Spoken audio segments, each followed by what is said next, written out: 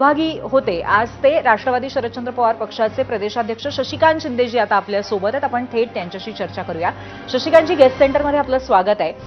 मुख्यमंत्र्यांनी आताच तुम्ही ऐकलं असेल म्हणलेलं की विरोधकांना फक्त राजकारण करायचं आणि कदाचित त्याच्या मागे कारण हेच आहे, संधी याच गोष्टीची आहे की जर अशा पद्धतीने आक्षेपार्ह भाषा किंवा खालच्या दर्जाला जाणारी भाषा आणि त्यामुळे संस्कृतीचं हनन जर राजकीय होणार असेल तर नक्कीच राजकारण केलं जात आहे असं सर्वसामान्यांना पण वाटणार नाही का?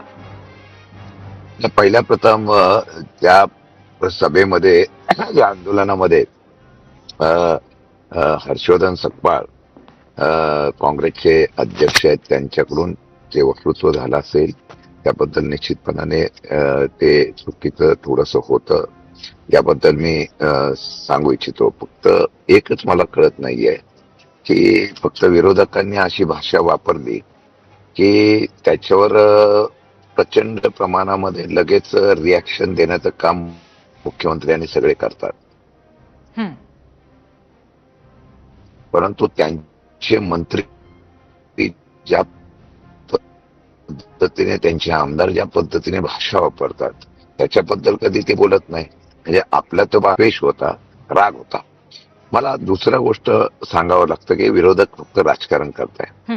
माझा प्रश्न असा आहे की आम्ही राजकारण करतोय, विरोधक म्हणून आम्ही समजू शकतो. मला एका गोष्टीचं उत्तर द्या.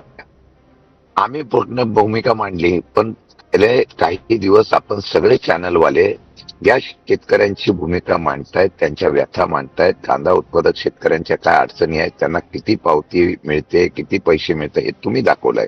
तुम्ही विरोधक झाला. मला आश्चर्य वाटतं की एखाद्या विरोधकांनी आंदोलन त्या महाराष्ट्रातल्या देशाच्या प्रश्नावर केलं की लगेच त्याच्यावर त्या ठिकाणी लगेच टीका करण्याचं काम सरकार करतंय.